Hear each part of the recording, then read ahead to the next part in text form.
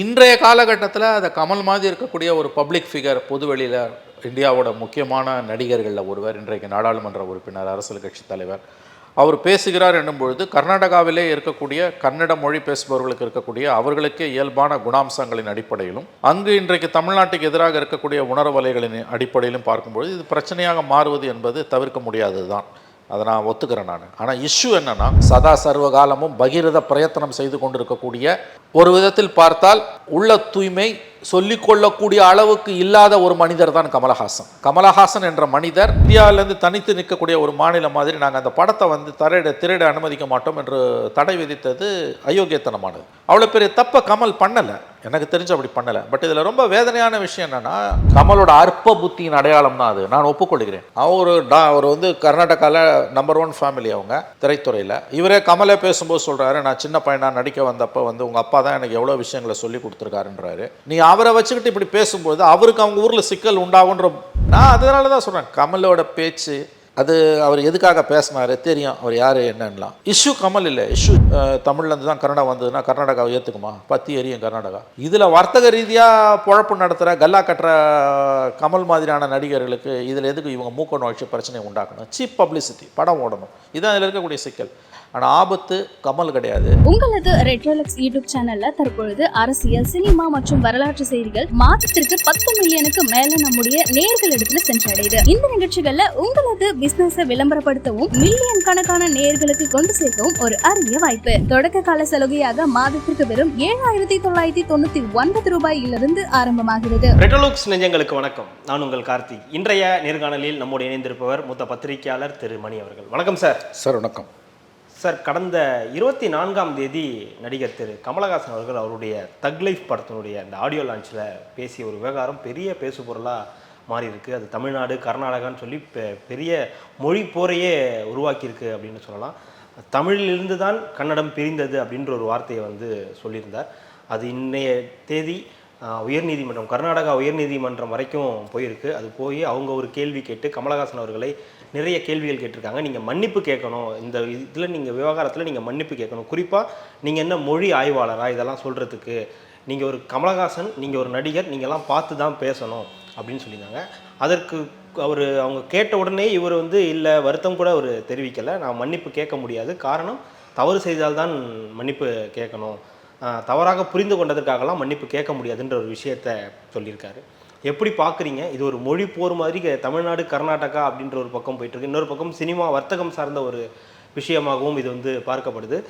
அவங்களுடைய தயாரிப்பு நிறுவனம், கமலஹாசன் அவர்களுடைய தயாரிப்பு நிறுவனமே அது நாங்கள் படத்தை ரிலீஸ் பண்ணலை அப்படின்ற அளவுக்கு வந்துட்டாங்க.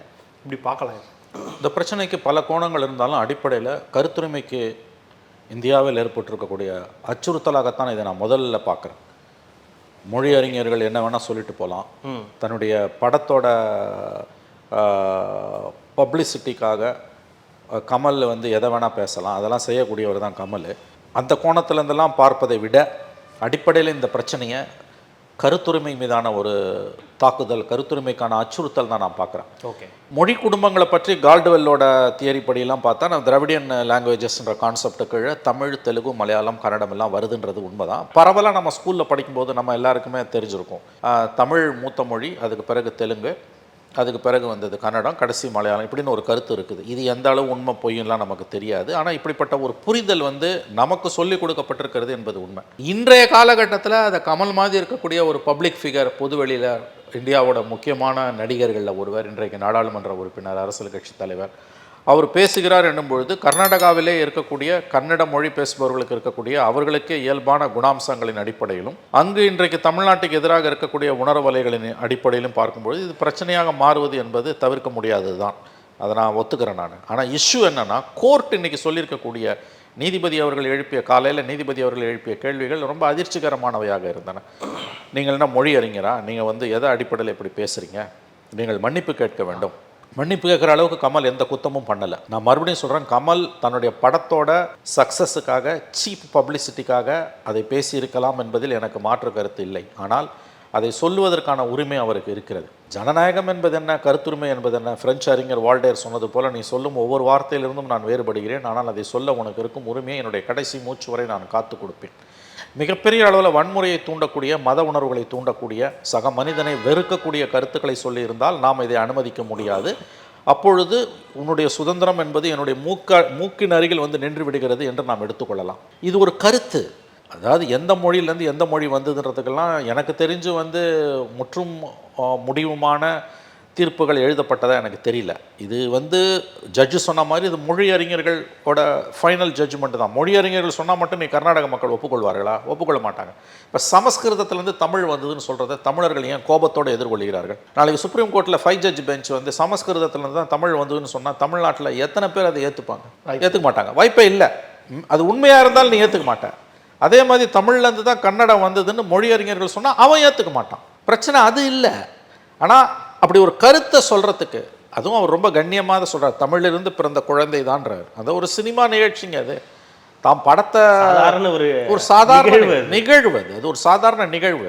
அதை கமல் வந்து தெரிஞ்சு பேசினாரா தெரியாமல் பேசினாரா?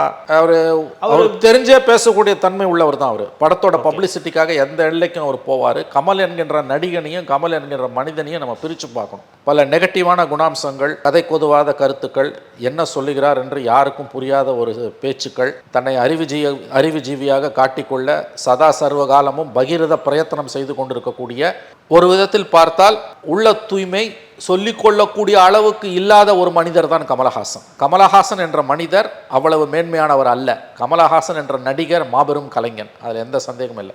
இந்தியாவின் ஆகச்சிறந்த கலைஞர்களில் ஒருவன் கமலஹாசன். ஆனால் ஒரு ஹியூமன் பீயிங்காக, ஒரு ஹியூமன் பீயிங்னா ஒரு மனிதராக, ஒரு பொது வாழ்க்கையில் இருக்கக்கூடிய மனிதராக பார்த்தீங்கன்னா அவரிடம் இருக்கக்கூடிய எதிர்மறையான குணாம்சங்கள் போற்றி பாதுகாக்கத்தக்கவை கிடையாது. அவர்கிட்ட நிறைய நெகட்டிவ் டெண்டன்சிஸ் உண்டு. அது எப்படி வேணால் இருந்துட்டு போட்டோம். அவர் ஒன்றும் கொலை குத்தம் பண்ணல, தேசவிரோத கருத்து எதையும் சொல்லலை, இரு சமூகங்களுக்கிடையே மோதலை உருவாக்கக்கூடியது எதையும் சொல்லலை, மொழிகளுக்கிடையே பகைமையை உண்டாக்கக்கூடியது எதையுமே அவர் சொல்லலை. மேபி அவர் தன்னுடைய படத்துக்கான ஒரு விளம்பரமாக, ஏன்னா இந்த தக் லைஃப்ன்ற படம் நீண்ட நாள் பிறகு இன்றைக்கி அவங்களோட அஃபிடவிட்டில் கூட கர்நாடகாவுக்கு இன்றைக்கி கமல் சார்பாக, ராஜ்குமார் சார்பாக அந்த படத்தை ரிலீஸ் பண்ணுறதுக்கு அனுமதி வேணும்னு போகிறாங்க, தடை போட்டிருக்கு கவர்மெண்ட்டு. அப்போ அதில் அந்த அஃபிடவிட்டில் அவங்க என்ன சொல்கிறாங்க, கமலஹாசனும் மணிரத்னமும் 37 வருஷம் பொறுத்து 2 பேரும் மாபெரும் ஆளுமைகள், நாயகன் படத்துக்கு பிறகு 37 வருஷம் பொறுத்து 2 பேரும் ஒன்று சேர்ந்துருக்காங்க. அதனால் இந்த படத்தை வந்து தடையிடுறதுக்கு, படத்தை வந்து ரிலீஸ் பண்ணுறதுக்கு தடை விதிக்கக்கூடாதுன்னெலாம் போகிறாங்க அவங்க. இதில் மணிரத்னத்தோட ஆளுமையெல்லாம் எங்கே வந்ததுன்னு எனக்கு தெரியல. மணிரத்னம் பெரிய டைரக்டராக இருக்கலாம், அது பிரச்சனை கிடையாது. இப்போ ஒரு படத்தை சென்சார் போர்டு கிளியர் பண்ண பிறகு எந்த மாநில அரசும் யாரும் தடை பண்ணக்கூடாது. லா அண்ட் ஆர்டர் இஷ்யூவை வச்சு ஒரு படத்தை தடை பண்ணுறதை அனுமதிக்கக்கூடாது.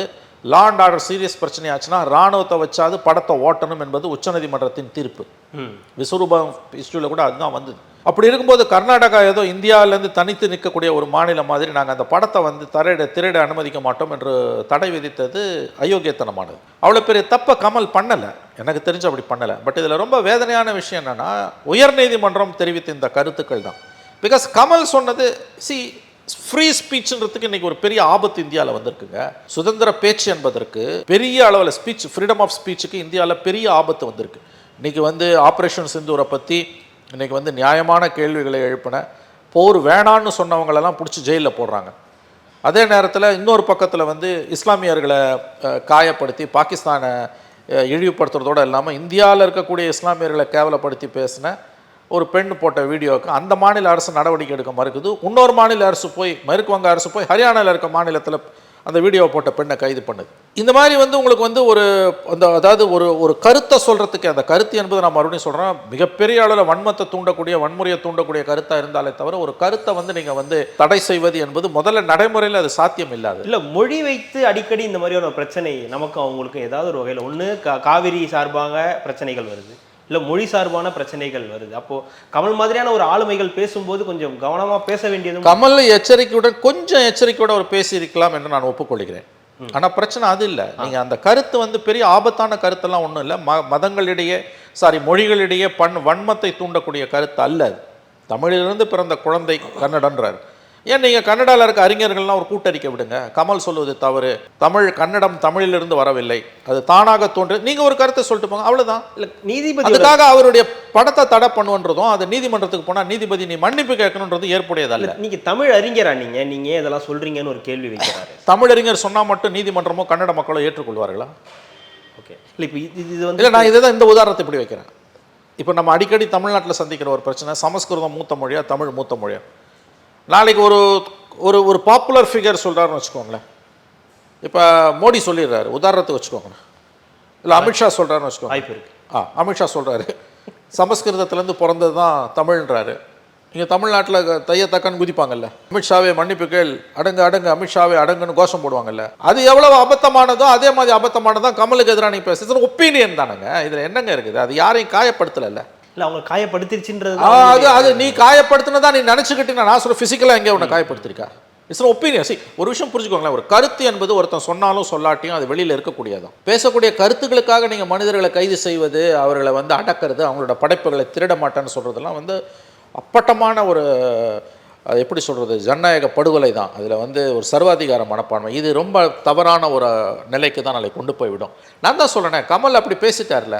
கன்னடத்தில் இருக்கக்கூடிய மிகச்சிறந்த ஆளுமைகள் இருக்காங்கல்ல, கன்னடத்தில் திரைத்துறை சார்ந்த நடிகர்கள் திரை கலைஞர்கள், அவங்க எல்லாரும் கூட்டறிக்கை விடுங்க. கமல்ஹாசன் சொல்லுவது தவறு, தமிழ்லேருந்து கன்னடம் பிறக்கல, இது தானாக பிறந்ததுன்னு. இவர் எப்படி மொழி அறிஞர்களோ அவங்களும் அந்த மாதிரி மொழி அறிஞர்கள் தான். கொடுத்துட்டு போங்க.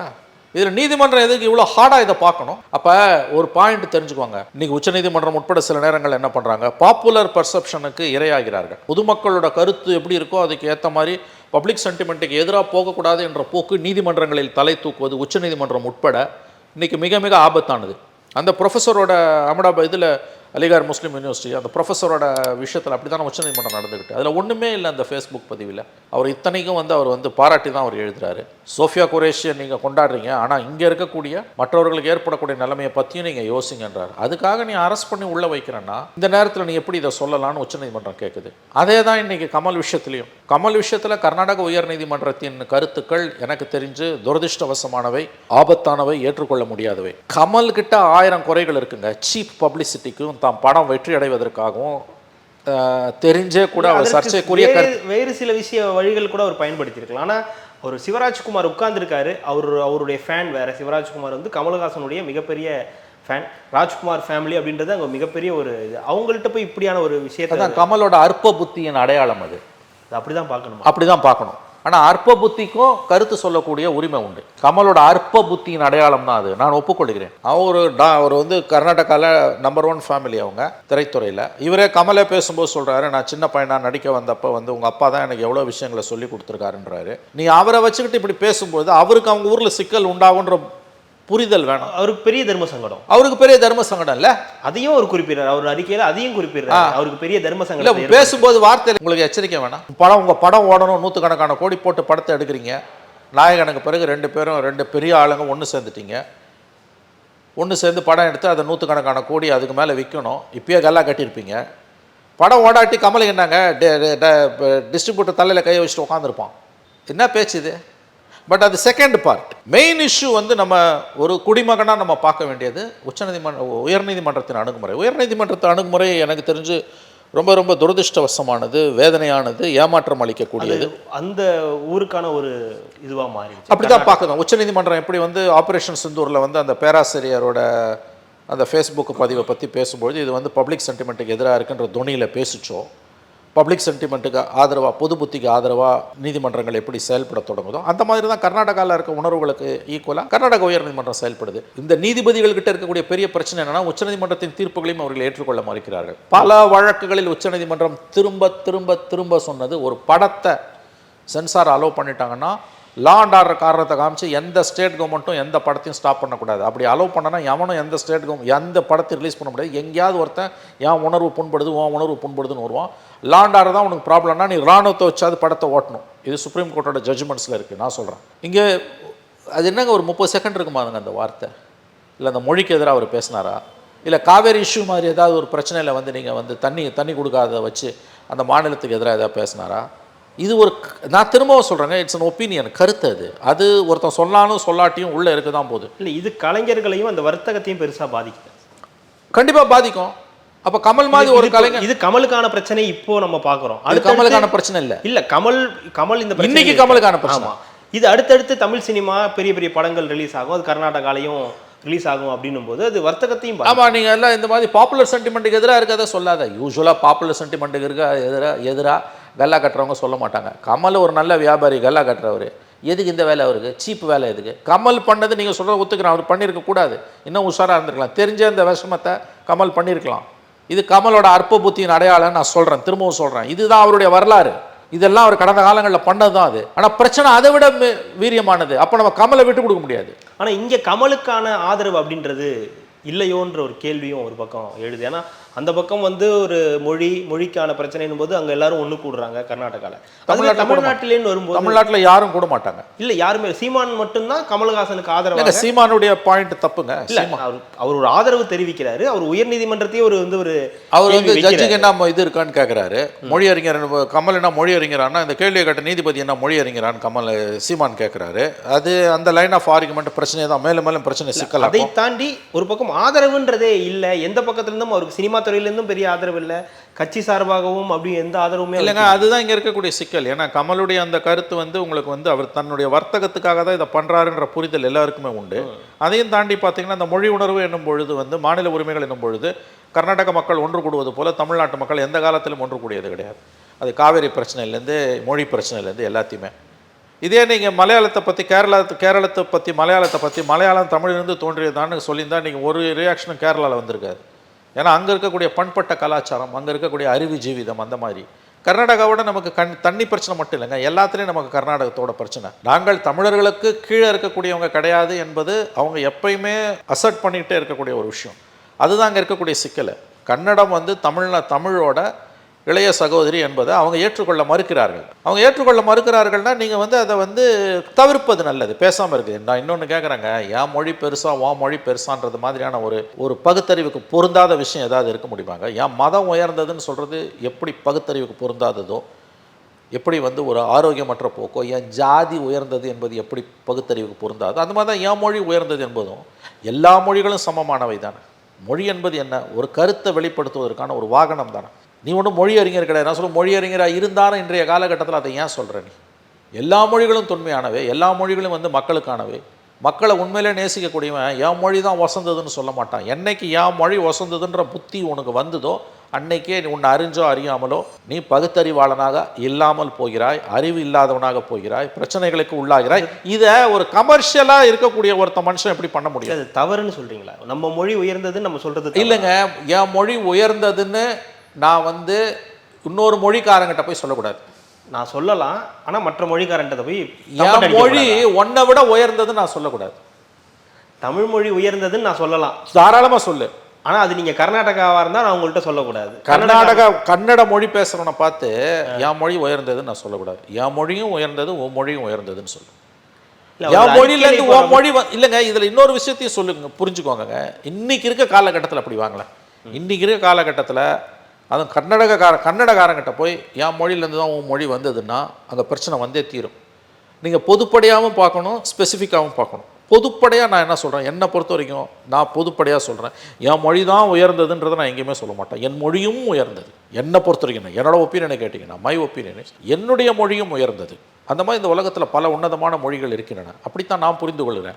அதே பிரச்சனை இருக்கவங்ககிட்ட போய் உன் மொழியை விட என் மொழி உயர்ந்ததுன்னு நான் என்றைக்குமே சொல்ல மாட்டேன். அப்படி சொல்கிறேன்னா நான் வில்லங்க முடிச்சோம். பொதுவான ஒரு கருத்து, தமிழ் மொழியிலிருந்து பிறந்தது தான் கன்னடம், மலையாளம், தெலுங்கு அப்படின்னு பொதுவான கருத்துக்கள் எப்போவுமே இருக்க தான் செய்யுது. ஆனால் அந்த ஒரு வார்த்தை மட்டும்தான் அவங்கள புண்படுத்தியிருக்காங்க. இந்த பொதுவான கருத்துன்றது தமிழ்நாட்டில் உங்களுக்கு எனக்கும் சொல்லிக் கொடுக்கப்பட்டதுங்க. அது எந்த அளவு உண்மைன்னு எனக்கு உங்களுக்கு எப்படி தெரியும்? பகுத்தறிவு உள்ளவன் என் மதம் உயர்ந்ததுன்றதை எப்படி ஒதுக்கி தள்ளுவானா, என் மொழி உயர்ந்ததுன்றதையும் ஒதுக்கி தள்ளுவான். எல்லா மொழிகளும் உயர்ந்தவை, அதை தயவு செஞ்சு புரிஞ்சுக்கோங்க. இங்கே இருக்கக்கூடிய தமிழோ, கன்னடமோ, மலையாளமோ, துளுவோ, அல்லது வந்து சுமேரிய மொழியோ, லத்தீன் மொழியோ, துருக்கி மொழியோ, எல்லா மொழியும் உயர்ந்தவை. எல்லா மொழிகளிலும் உயர்ந்த இலக்கியங்கள் இருக்கின்றன. மொழி பெருமை என்பது சாதி பெருமை, மத பெருமைக்கு இணையானது தான் என்னுடைய கருத்து. அது எப்படியும் ஒரு எல்லையை தாண்டும் பொழுது அது எப்படி ஆபத்தானதோ அந்த மாதிரி தான் இதுவும் ஆபத்தானது. மொழிகளுக்கிடையே பகைமையை வளர்க்குறது ரொம்ப ஈஸிங்க. உங்களுக்கு பிரச்சனை இருக்குதுன்னு போது ஏன் பேசுகிறீங்க? அதுவும் கமல் மாதிரி ஒரு ஆகச்சிறந்த கலைஞன், இதோட சென்சிட்டிவிட்டி கமலுக்கு நல்லா தெரியும். படம் ரிலீஸ் ஆக போகுது, அப்போ இதை பேசுகிறேன்னா உன் நோக்கம் என்ன? அங்கே கல்லா கட்டணும் அதானே? ஏதாவது ஒரு என்னென்னமோ ட்ரை பண்ணிங்க. தக் லைஃபுக்கு கர்நாடகாவில் நீங்கள் நினச்ச ட்ராக்ஷன் கிடைக்கலன்னு ஒரு தகவல் வருது. அப்போ அந்த ட்ராக்ஷனை உருவாக்குறதுக்கு பப்ளிசிட்டிக்காக இதை பேசுறீங்க அப்படின்ற கருத்து ஒதுக்கி தள்ள முடியாத கருத்து. திரும்ப சொல்கிறேன், இந்த பிரச்சனைக்கு இருக்கக்கூடிய பல கோணங்களை நீங்கள் பார்க்கணும். கமலுக்கு அதை சொல்கிறதுக்கான எல்லா உரிமையும் உண்டு. ஆனால் ஒரு கலைஞனாக அதை சொல்கிறதுக்கு எல்லா உரிமையும் உண்டு, மனிதனாக உண்டு. கமர்ஷியல் பர்சனாக இதை சொல்கிறதால பிரச்சனை வரும்னா யூஸ்வலாக சினிமாக்காரங்க ஒதுங்கி போயிடுவாங்க. பொதுவாகவே இந்த மாதிரி பிரச்சனை திரு ரஜினிகாந்த் அவர்களுக்கு தான் வரும். ஏதாவது ஒரு வகையில் வரும். அது காவேரி கடைசி நேரத்தில் வரும். ஏதாவது ஒரு வகையில் வரும். இந்த தடவை அது கமலுக்கு வந்திருக்குன்னா அங்கே ட்ராக்ஷன் கிடைக்கலன்றாங்க. பிரச்சனை அது இல்லைன்ற நான். பிரச்சனை வந்து கமல் வந்து அற்ப விளம்பரத்துக்காக பண்ணுறாரா அதெல்லாம் ரெண்டாவது. கோர்ட்டோட அப்சர்வேஷன் இருக்குல்ல, நீங்கள் மன்னிப்பு கேளுங்கன்னு சொன்னது எனக்கு தெரிஞ்சு அதுதான் இதில் இருக்கக்கூடிய சீமான் பேசுறதையும் கண்டிக்கிறீங்க. இல்லை, சீமான் வந்துங்க அவர் அரசியல் வேறங்க, சீமான் இதில் கொண்டு வராதிங்க. நான் சொன்னதுனால சொல்கிறேன். இல்லை, அவர் டைரெக்டாக ஜட்ஜை கேட்குறாருங்க. நம்ம ஜட்ஜஸை கிரிட்டிசைஸ் பண்ண முடியாதுங்க, ஜுடிஷியல் ஜட்ஜ்மெண்ட்டை தான் கிரிட்டிசைஸ் பண்ண முடியும். ஒரு நீதிமன்றம் நீங்கள் மொழி அறிஞரான்னு கேட்குறது, நான் சொல்கிறது மொழி அறிஞராக இருந்தால் கூட இவங்க ஒத்துக்க போகிறது கிடையாது. ஒரு கருத்துக்காக ஒரு மனிதனை, கலைஞனாக கூட சொல்லலை, ஒரு மனிதனை ஒரு கருத்துக்காக மன்னிப்பு கேள் என்பது ஏற்புடையதல்ல. இல்லை, அவர் இப்போ மன்னிப்பு கேட்கல அப்படின்றத ஒரு அது நியாயமான முடியும். அதில் அவர் உறுதியாக இருக்கணும். இருப்பாரான்னு எனக்கு தெரியாது. அவர் வந்துங்க, அவர் அற்ப விளம்பரங்களுக்காக பல காரியங்களை செய்யக்கூடியவர் தான் கமல். ஆனால் இந்த விஷயத்தில் அவருடைய பிரச்சனை என்பது அவருடைய பிரச்சனையும் அல்ல, பிரச்சனை மட்டுமல்ல, அது கருத்துரிமைக்கான பிரச்சனை. Are just expressing an opinion. ஒரு மனிதனை நீங்கள் தூக்கி இப்படிலாம் ஒரு படைப்பிலக்கியத்தை சென்சார் கிளியர் பண்ண படத்தை நாங்கள் திருட மாட்டோம்னு சொல்கிறதும், பாதுகாப்பு கேட்டு நீதிமன்றத்துக்கு போகும்போது நீ மன்னிப்பு கேட்டால் தான் நான், அது எப்படிங்க மன்னிப்பு கேட்க முடியும்? மன்னிப்பு கேட்குறதால அந்த கருத்து மாறிட போதா? மன்னிப்பு தான் கேட்க முடியும், கருத்து மாறிடாது. கருத்து என்பது அதான கருத்துரிமை என்பது. கருத்து என்பது இருக்கிறது தானே. அது அவன் எக்ஸ்பிரஸ் பண்ணாலும் பண்ணாட்டியும் அது இருக்க தானேங்க செய்யுது. அதை எப்படி நீ தடை பண்ணுவேன்? இப்போ மூளையில் வந்து ஏதாவது விலங்கு வச்சு அதை முடிச்சுடுவியா? எலான் மஸ்க் பண்ணுறாருல, பிரெயினில் சிப் வைக்கிறது, தெரியும் இல்லையா அவங்களுக்கு? வந்து தாட் ப்ராசஸே கண்ட்ரோல் பண்ணுற லெவலுக்கு வந்துடுது. அதாவது சிந்தனையே கட்டுப்படுத்தக்கூடிய விஞ்ஞான கண்டுபிடிப்புகளை நோக்கி இன்றைக்கி உலகம் நகர்ந்துக்கிட்டு இருக்குது. அதுதான் எலான் மஸ்க்கு. அதை கட்டுப்படுத்திட்டா ஃப்ரீ ஸ்பீச்சை பற்றி கவலைப்பட வேணாம், ஃப்ரீயாக பேசலாம். ஏன்னா இங்கே தான் நான் பிடிச்சிட்டேனே, கண்ட்ரோலே என் கையில் இருக்குது. தாட் ப்ராசஸை கண்ட்ரோல் பண்ணிட்டா பேச்சுரிமையை காப்பாற்றணும், கருத்துரிமையை காப்பாற்றணும்னு அவசியமே கிடையாது. ஏன்னா மேலே கண்ட்ரோல் ரூமே அவன் கையில் எடுத்துடுறான். இப்போ அப்படி ஒரு நிலைமை வந்து என்ன பண்ணுவீங்க? ஆகவே இன்னைக்கு இருக்கக்கூடிய இந்த டெவலப்மெண்ட்டு கார்த்தி, இன்றைய டெவலப்மெண்ட்டோட மையப்புள்ளி என்னன்னா, ஒரு கருத்துக்காக ஒரு மனிதனை, மறுபடியும் சொல்கிறோம், ஒரு மனிதனை மன்னிப்பு கேள் என்று நீதிமன்றம் சொன்னது ஏற்புடையதல்ல. இல்லை, இந்த மாதிரியான விவகாரங்களில் தமிழ் நடிகர்களுக்கு தான் பிரச்சனை வருது. கர்நாடகாவில் ரிலீஸ் பண்ணுறதுனால தடை அப்படின்ற மாதிரியான விஷயங்கள் தமிழ் நடிகர்கள். இது வர்த்தகம் சம்மந்தப்பட்டதுங்க. இதோட அடுத்த பரிமாணத்துக்கு நீங்கள் போகிறீங்க. அது சீப் கமர்ஷியல் இன்ட்ரெஸ்ட். படத்தை இந்த பெரிய ப்ரொடியூசர்ஸ்லாம் இருக்காங்கல்ல, இல்லை இந்த மாதிரி ஒரு பிரச்சனைனால அடுத்தடுத்து வரவங்களுக்கும் பிரச்சனை இருக்குது. இல்லை அதெல்லாம் அவங்க ரெண்டு பேரும் ஒன்று சேர்ந்துருவாங்க. அதெல்லாம் கெல்லாம் கட்டும்போது எல்லா பணக்காரனும் எல்லா இடத்துலையும் ஒன்றா தான் இருப்போம். அது மொழியால் பிரிஞ்சு கிடக்கிற பணக்காரன், மதத்தால் பிரிஞ்சு கிடக்கிற பணக்காரன், எல்லா பணக்காரன் இனத்தால் பிரிஞ்சு கிடக்கிற பணக்காரன், கீழே இருக்க வந்து அடிச்சு போன வழி அவனுக்கு ஒன்றா தான் சேர்ந்துப்பாங்க. வர்த்தக நலன்னு வரும்பொழுது 1000 பிரச்சனை வந்தது ரஜினியோட படங்களுக்கு. எந்த படமாவது ரிலீஸ் ஆகாமல் முடங்குச்சா?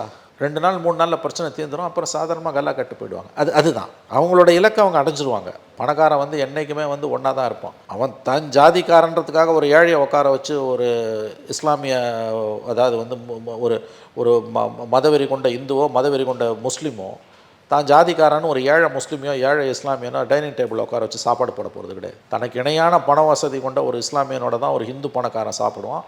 அதே மாதிரி தான் எதிர்த்தரப்புலையும். அதனால் இது நான் தான் சொன்னேன், ரஜினி படங்களுக்கு எவ்வளோ பிரச்சனை வந்தது. கடைசியில் எந்த பிரச்சனையாவது வந்து இது தீர்க்கப்படாமல் படம் முடங்குச்சுன்னு நீங்கள் பார்த்துருக்கீங்களா? ஒரு படம் கூட முடங்கினதில்லை. கமர்ஷியல்ஸ், அதுதான் கமர்ஷியல் ஃபிலிம்ஸோட ப்ளஸ் பாயிண்ட்டு. ஊன்னு கற்றுனாங்க இதுக்கு விஸ்வரூபத்துக்கு, படம் ரிலீஸ் தானே ஆச்சு, முடங்கலையா? ஒன்றும் இல்லையா? முடங்கின படங்கள்லாம் கவர்மெண்ட்டை கேள்வி கேட்ட, ஸ்டேட்டை கொஸ்டின் பண்ண, அந்த மாதிரியான படங்கள், அது விரல் விட்டு எண்ணக்கூடிய படங்கள் தான். இந்த மாதிரி மசாலா படங்களோட கதாநாயகர்களாக இருக்கக்கூடிய எந்த படங்களும் முடங்கினதாக வரலாறே கிடையாது. ஏன்னா அதில் இருக்கக்கூடிய பிஸ்னஸ் இன்ட்ரெஸ்ட் வந்து மொழிகளின் எல்லையை கடந்தது, மாநில எல்லைகளை கடந்தது, மதங்களின் எல்லையை கடந்தது. அதனால் அதில் வந்து எந்த பிரச்சனையுமே இவங்களுக்கு வராது. நான் அதனால தான் சொல்கிறேன், கமலோட பேச்சு அது அவர் எதுக்காக பேசினாரு தெரியும், அவர் யார் என்னன்னலாம். இஷ்யூ கமல் இல்லை, இஷ்யூ ஜட்ஜஸ், ஜுடிஷியரி. ஒரு ஒப்பீனியனுக்காக நீ மன்னிப்பு கேள் இல்லைன்னா படம் ரிலீஸ் ஆகாதுன்னா I think it's very dangerous. இது மிகப்பெரிய ஆபத்து தான். எனக்கு தெரிஞ்சு இவங்க சுப்ரீம் கோர்ட்டுக்கு போகணும். ஆனால் சுப்ரீம் கோர்ட்டுக்கு இவங்க போக மாட்டாங்க. ஏன்னா இவங்களுக்கு படத்தை ரிலீஸ் பண்ணணும். ஆமாம், ஒரு உயர்ந்த விஷயத்தை பற்றி நம்ம பேசும்போது இவங்களோட கமர்ஷியல் இன்ட்ரெஸ்ட்டில் வந்து இது மணிரத்னம் கமல் பண்ண பிரச்சனை கிடையாதுங்க.